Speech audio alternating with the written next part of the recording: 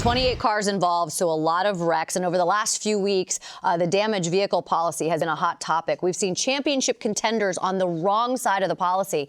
And after Sunday's race, and specifically the big one that we just showed you, it's become a topic once again because it's a little confusing. So for more, let's say hello to our Insider's insider, Jordan Bianchi from The Athletic.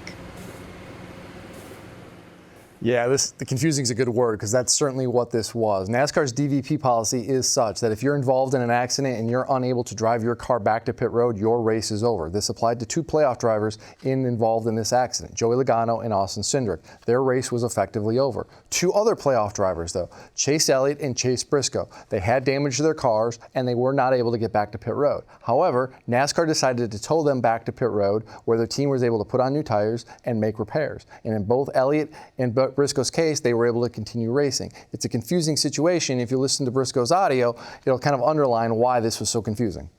The series director just told us that we would get a push back to our stall.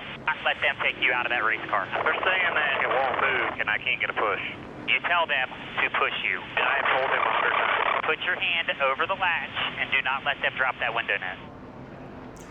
In both Briscoe and Elliott's case, because they were allowed to continue racing, they got additional points. And in NASCAR's playoff, where every point matters, and often the difference between elimination and advancing comes down to tiebreakers or even 1 point, this could be a big deal going forward. Another driver who benefited from a confusing situation was Alex Bowman. Alex Bowman was also involved in this accident. He was able to drive back to pit road. So under DVP policy, the team could make repairs and he's okay. However, as he's coming down pit road and the team starts making repairs, NASCAR decides to put out the red flag. Under NASCAR rules, teams cannot touch their cars under red flag. And you look at the video here, the team stops because the red flag is out.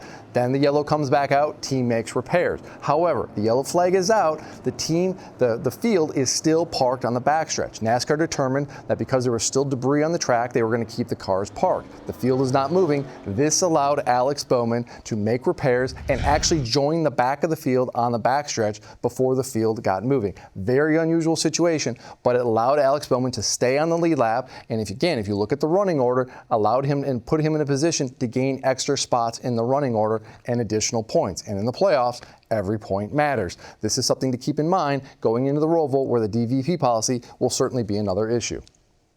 Well, that about sums it up, right? Thank you, Jordan, for clarifying that for us. We do want to take a look at this, right? This is the playoff standings before that big wreck. You see Austin Cindric was leading the race, so he was up front. Tyler Reddick, Denny Hamlin, Chase Briscoe, Daniel Suarez on the back end of the final standings. Let's see what it looked like after the big wreck. So you got now William Byron, who jumps to the top. He's now advancing on points.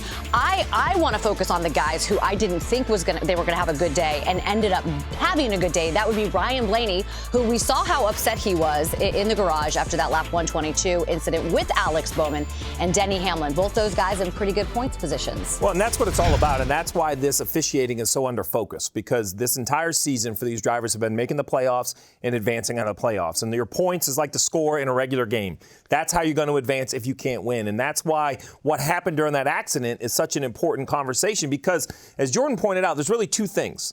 The hauling of the cars back to pit road is a very confusing rule, and I feel like NASCAR decided to officiate it differently, which upset the garage area and the fans. And I think the fans have every right in the playoffs to look at officiating.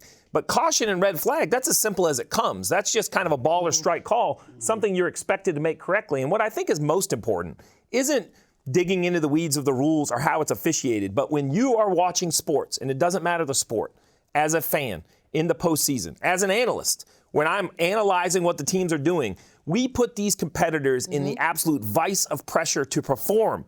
Well, that pressure needs to be felt industry-wide. I feel it in the television booth, and I think the fans feel it for the drivers. Well, the officials need to feel it. This is no different than referees in other games. This isn't something new. Right. And, hey, congratulations, NASCAR. Your officiating's being questioned. That means you've got to the big time, because it's questioned in every other sport. Yeah, I agree with that. I think it's brilliant. I think that analysis is spot on, because as a competitor who literally lost a championship on a tie. 1 point, right? We built this sport in a situation such that all the pressure is on, everything matters, officiating matters, and it comes down to one race, maybe one last restart to crown our champion.